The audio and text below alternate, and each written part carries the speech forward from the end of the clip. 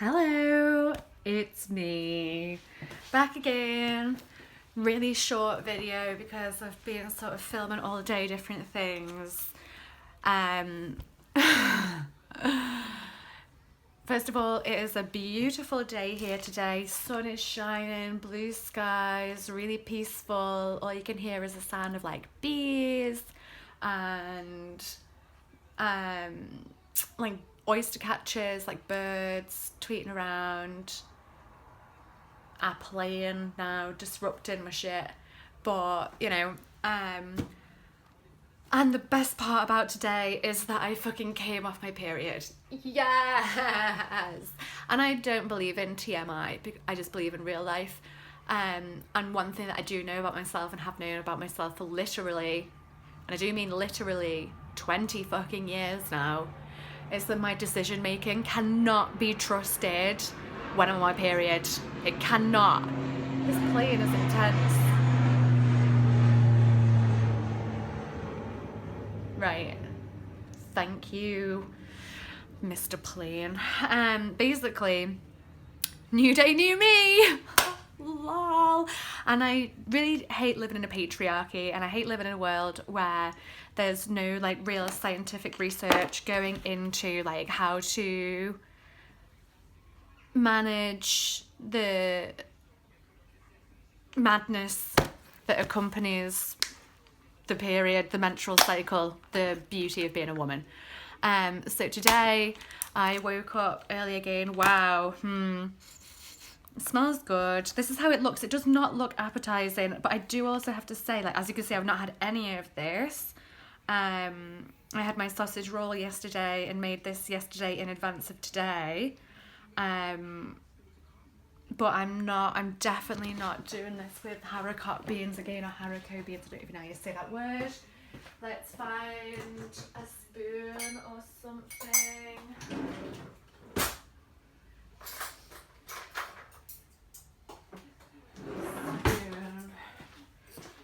So let's try it. I think the texture is going to be a problem, but you can't really tell once you've got it with toast, because that tends to like...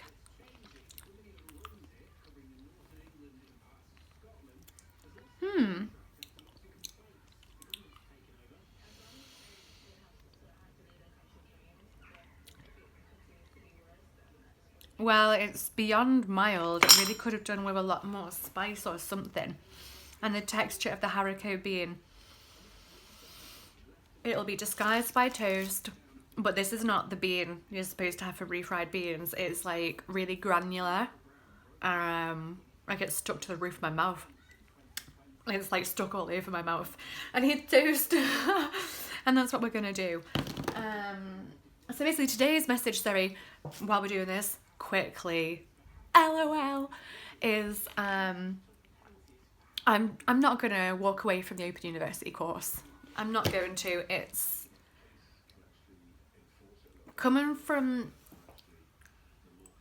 Oh god, I literally can't even speak with this bullshit fucking paint. Like, let's try and multitask more. What do I need to do here?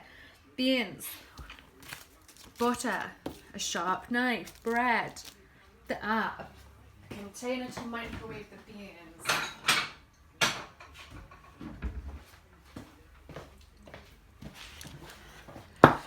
So, I'm not going to give up on myself. Like, the Open University is not the same as the University of Birmingham, for a start. The Open University is really fucking supportive of me. Like, they're not scrutinising me and challenging me about, like, my illness and about, like, why I'm struggling with this course and why we're having this conversation.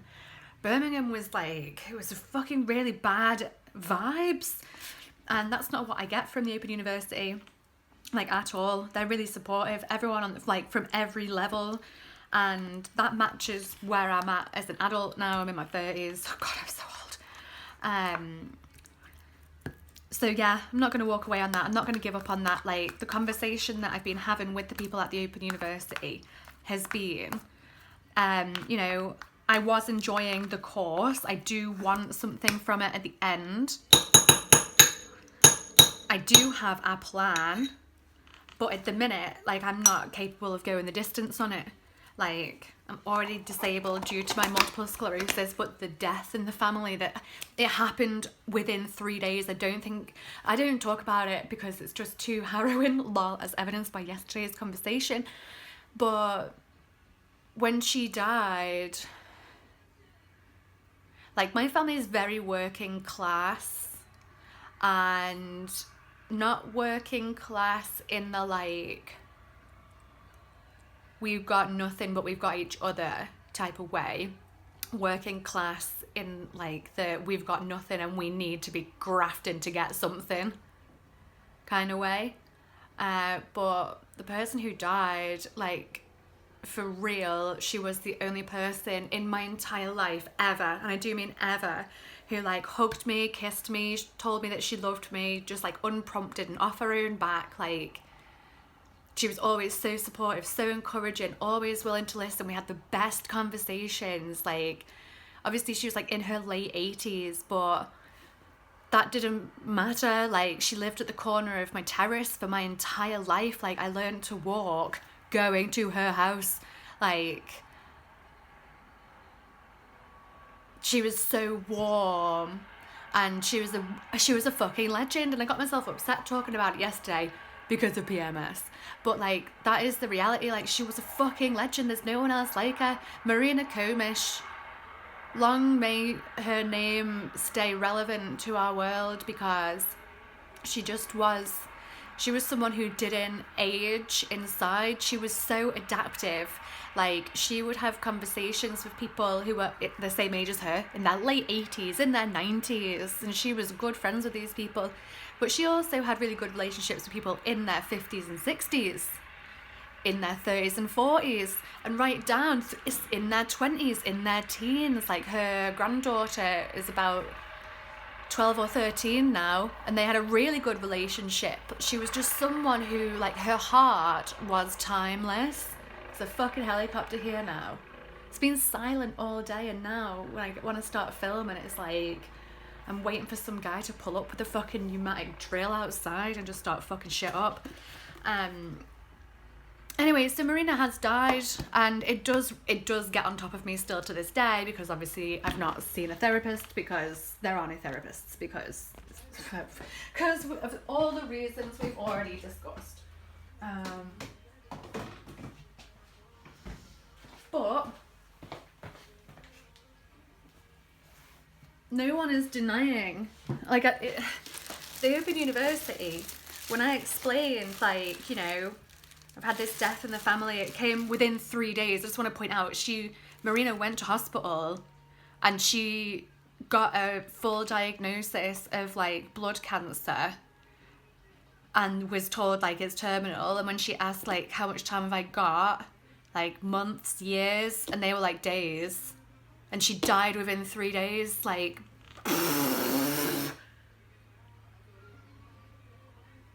she literally went in for, like, something to do with her bowel, and she just didn't come out.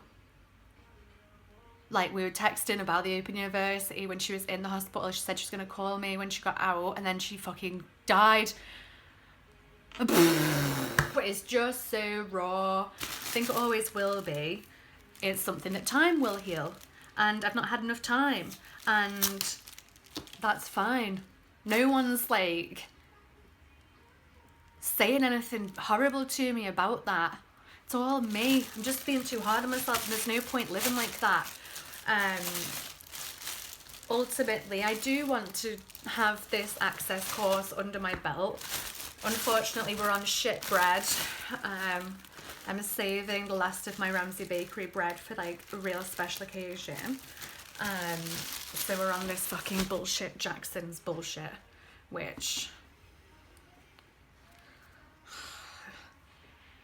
oh god, it smells shit. They say, look at this, Bakers of Champion bread. What a joke. Anyway, oh shit, falling. So today I have been to I've done a lot today. I've called up the doctor's surgery and booked a phone appointment with my GP for next week. And I've been into the GP surgery to get my admin stuff brought up to order, up to date. And next Tuesday I will get my phone call from the GP, where I'll speak to her about what I need going into this letter. And I'll just explain, you know, diagnosed with MS about 10 years ago, recent death in the family, adjusting to antidepressants, and trying to get a therapist, because that's just a fact. Like, these, it's about facts. Like, I don't have, it's not like Birmingham where I have to like literally convince people. Like, Birmingham is so hostile. Like, god damn it, you'd never get me back there again. But anywho, that's the plan. So I'm not giving up on myself. I'm not giving up on that creative side of myself. I'm not going to throw a towel in before I've even given myself a chance to like adjust and to live. Like, I have been making really good progress these last couple of months. And it's true that like if I was told like start the course tomorrow, I wouldn't be able to. But I feel like everyone's in agreement about that, and no one's expecting me to. It's just me being like, you're such a little bitch, like you can't even do an access course, like, And I just need to take a step back and be like, okay, so actually, yeah, okay, I can't right now. So now I'm just never gonna study again, ever. Ridiculous. So I'm just putting that on for 1 minute. I've already done the cheese, as we can see. I was sort of all out, fucking hell, plain going, toast ready.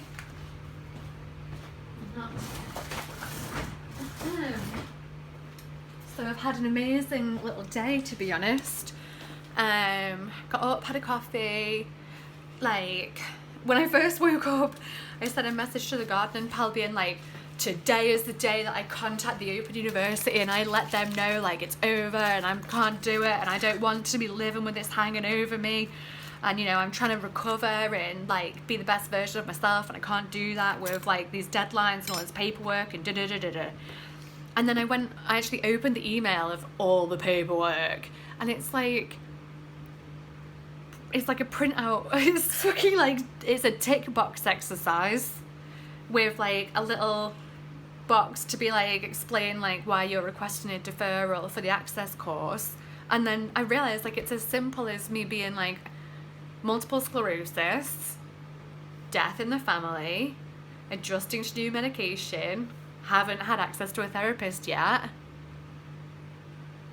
And then I give it to them and then they decide if that's good enough or not. Like, I don't have to fucking like convince people of anything. If they say no, they say no. But then I'm thinking like, why the hell are they gonna say no? It's all like, it's all valid what I'm saying. So initially my first conversation with the garden pal was very much like, I don't want to hear about the Open University again. Like, I don't ever want to hear you say it again. And then like an hour later, 20 minutes later, I was like, no, I think I'm making a mistake here. Like, why walk away from the Open University preemptively? Like, why? Okay, beans, toast. So that's where I'm at, basically. I've done a complete 180. Initially I was going to just walk away from the OU, and then I just changed my mind and was like, don't give up on yourself. Like, you're giving yourself an additional year. Why jump the gun on something like this? There's no need to. So feeling good, basically. Life is good. And I wanted to share that. I went down on I went for a little tricycle ride, went down to see the seals. I saw so many seals. It was so good for my soul. I fucking love seals. They're the best. Except for cats, obviously.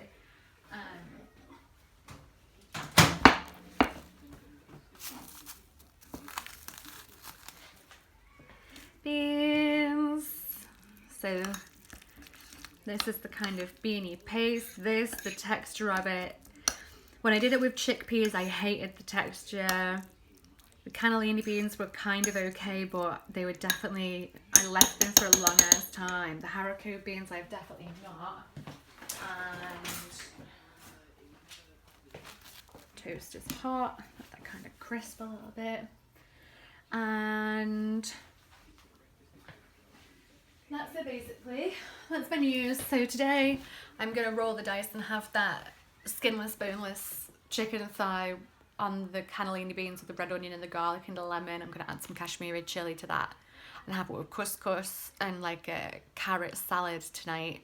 Last night the garden pal came round and brought some authentic Hungarian goulash, which was delicious, that we had with authentic Czech gherkins. Lol.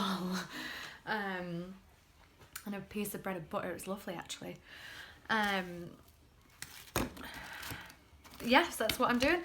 So today, just gonna have my 3rd cup of coffee, have some food. I will admit this is my first meal of the day and I've been up for like 5 hours, which isn't great, but I feel productive. I feel just better. I feel so relieved that I'm off my period more than anything. Like, more than anything, I feel like I've reclaimed my sanity. So yeah, I just really feel so much pressure sometimes, and it's only pressure coming from myself, which it just doesn't need to be like that.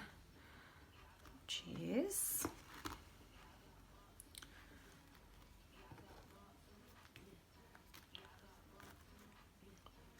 This song sounds shit. Yeah. So basically that's the kind of video. I'm just going to kind of keep it running because I can't be arsed fucking around with it while I'm making the sarnie. But today's been a way better day than yesterday. Lol. And the ongoing up and downness. I just have to know that I cannot be trusted to make decisions when I'm on my period. And I know this, but for some reason, when I'm on my period, I end up being like, I always end up thinking like this. I always circle back to this. Like, I know that this is how it is. Like, I'm destined to like have this level of shitness going on forever. Like, I always come back to it without, and then as soon as I come off my period, I'm like, I always come back to it because I always have the hormonal disruption of being a woman in my 30s.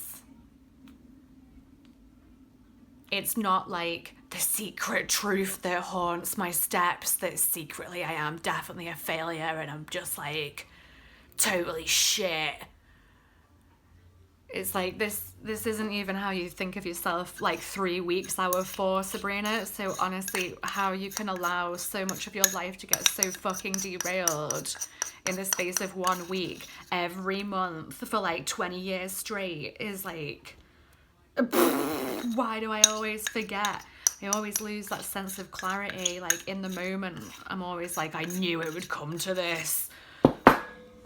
And then like the next day or like a week later, I'm like, I made some really radical decisions like last week. Like I wonder if I can go back on that, because I actually don't know if I think that's what's going to work best for me, like, and my actual goals. So what am I going to do now? But in this case, I actually didn't make any radical decisions, thank God.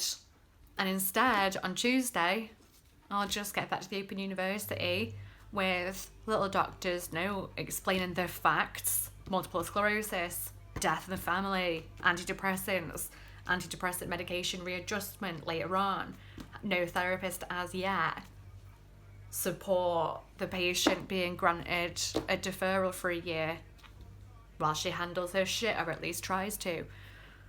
How is this going to go wrong? How is this going to go wrong? Oh God, famous last words. It's not going to go wrong, basically. So there we go, that's the day.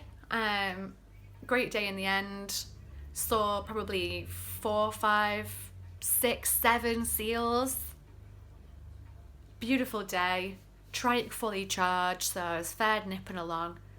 Life is good. And that's it. I hope everyone's having a good day.